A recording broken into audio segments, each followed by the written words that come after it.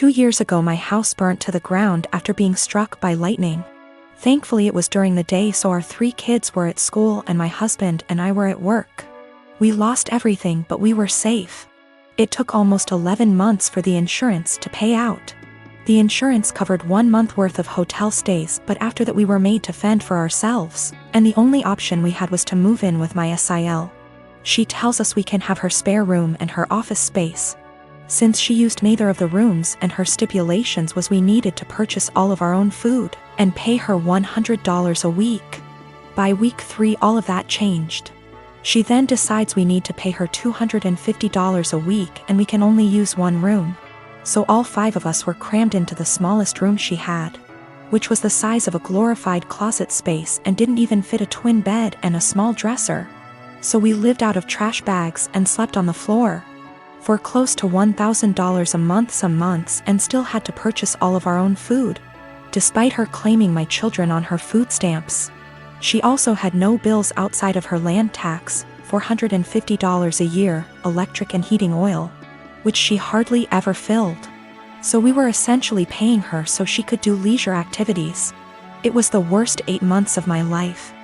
3 months ago my grandmother decided that she wanted to go to assisted living after a fall and transferred the deed of her house to me, and basically said it was mine now. It is a 5-bedroom farmhouse. My boys insist on sharing a room, so we have 2 extra bedrooms. Well, my sister-in-law lost her house last month due to not paying her land tax for several years and asked if her and her stepdaughter could stay with us until they get enough money to move down south. I said sure, 1 bedroom, $800 a month, and you have to buy and cook all your food separately because my daughter is vegan. She looked at me like I had 10 heads and said that she and her stepdaughter should not be made to share a room when there are 2 extra rooms, and stated she cannot afford a rent of $800 while purchasing all of her own food on top of it. I said, neither could we, but we managed to cram 5 people into a glorified closet space while you were getting $1,000 and food stamps. Take it or leave it. She decided to leave. My boyfriend's mom makes these amazing cookie bars. She makes them for the holidays and family gatherings, and people always request that she brings them.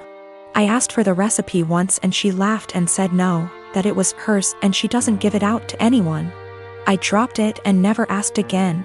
I started baking a lot during the pandemic. It's been fun for me in my downtime. I decided with my free time to try to recreate the cookie bars my boyfriend's mom makes. I pulled up recipes that sounded similar from online blogs and started baking and tweaking. It took about 5 recipes and batches, but I finally nailed it down. Her secret recipe ended up essentially being a cookie bar known as a Carmelita. I then decided to make it my own and improve it to my tastes. I used higher quality chocolate, made sauce with local homemade caramels, used flaky sea salt on top, vanilla bean paste instead of extract, added a pinch of this fantastic organic cinnamon I had on hand. The results were over the top delicious. My boyfriend declared they are better than his mom's, and he finished off half a pan in 2 days. He was FaceTiming with his mom Saturday and eating one. She asked what it was and he said, one of your caramel bars. Joe found a recipe online but made it even better. She lost it. She started yelling about how awful I was for making her cookies and how I had no right. He told her that she was overreacting and quickly ended the call. She started blowing up my phone with nasty texts about what an asshole I am. I explained to her that I found the recipe I used online where it was very public. I had actually tweaked that to make it more my own, and that I wasn't ever planning on bringing them to an event she's at, so I did not see what the big deal was. She didn't care. She called me names and told me I was wrong for baking a recipe that I knew was similar to hers. She isn't speaking to me or her son. While I don't think my boyfriend should have made the comment about how I made it even better to his mom, taking that out of the equation, she thinks I'm an asshole for even making them to begin with. I disagree, but from the texts from her and a couple other family members of hers, they think I crossed a line. I always had good grades in high school, was home on time, cleaned the house, etc. I never had problems with my parents before this. I went to med school, still living with parents when I was 20. I dated someone who was 23. Dad was against this because B does not believe in dating people far older than you, so like don't date far from your own age.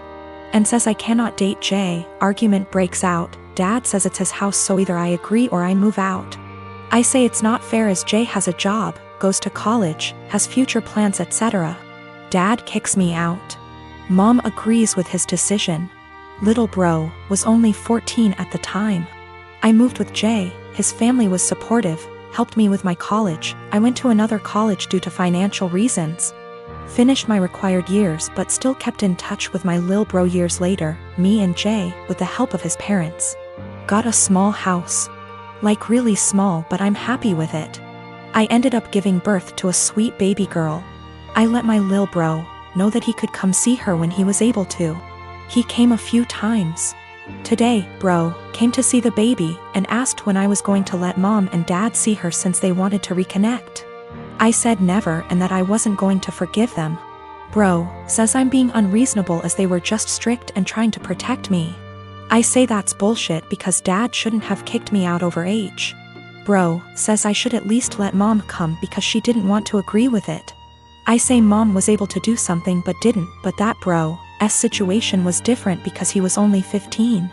Bro is upset because he says mom and dad regret their decision and just want to reconnect and that I am dragging this entire situation. I told him that if he thinks I'm dragging it out, then he can stay out of my life too. He's angry and says that I need to move on and that I shouldn't be withholding them from seeing their grandchild.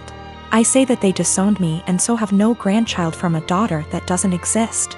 I don't hate my bro, and I kinda get what he is saying, but I just have a resentment for my parents. It's not like I had a baby just to put it against them, but my lil bro thinks I'm going to go die on a hill with them for something done several years ago, and it's petty. I want a relationship with my bro, just not my mom and dad. I don't have kids and I have no experience with babies or motherhood or children. I'm 18 and beyond being around them in group settings where at least one of the parents and a ton of other people are around, that's it. My brother's wife had a baby 17 days ago. I didn't go visit them yet, but my brother and sister-in-law sent me some pictures. My brother said our cousin Rachel was around a lot because my sister-in-law is having trouble breastfeeding and Rachel is a big believer in it and is helping her. I offered to help them if I needed it, and on Saturday they asked me to go to grocery store for them because no home delivery had an open spot. When I dropped the food off, I was shocked at how bad my sister-in-law looked. She literally looked like the Walking Dead. Barely awake and not showered, and she was actually crying because she was so frustrated. It actually scared me how bad she looked. At first I didn't want to butt in, but it bothered me so much I went back to the store and got a can of baby formula. I figured it would give her a break and my niece could eat. It was even worse when I gave it to my sister-in-law because I said it was no big deal if my niece got formula. It wasn't a problem. My sister-in-law broke down and I was honestly scared because she was weeping. Like in the movies when someone dies, kind of weeping. No one told her it was okay not to breastfeed. She felt so guilty because of Rachel butting in and no one telling her formula was okay. I actually ripped my brother a new one because he sat back while my sister-in-law suffered. There was no way he didn't see how bad she looked, no offense, but she looked terrible. I got my sister-in-law to shower after my niece ate and fell asleep, and I changed the sheets on the bed and told my sister-in-law to sleep while my niece slept, and I said I would get more baby formula. I thought I did the right thing because my sister-in-law actually stopped crying, showered and slept, and the next 3 days she looked better and didn't cry again. My niece gets full. My idiot brother smartened up and told Rachel to stay away and everyone else, especially our parents and SIL's parents, to butt out. They take turns feeding so they both can sleep. My parents and Rachel are furious at me. SIL's sister was in agreement with Rachel and left me an angry voicemail full of swearing. Rachel basically had sister-in-law holding the baby while topless 24/7, and my dumbass brother sat there and didn't help with the baby at all.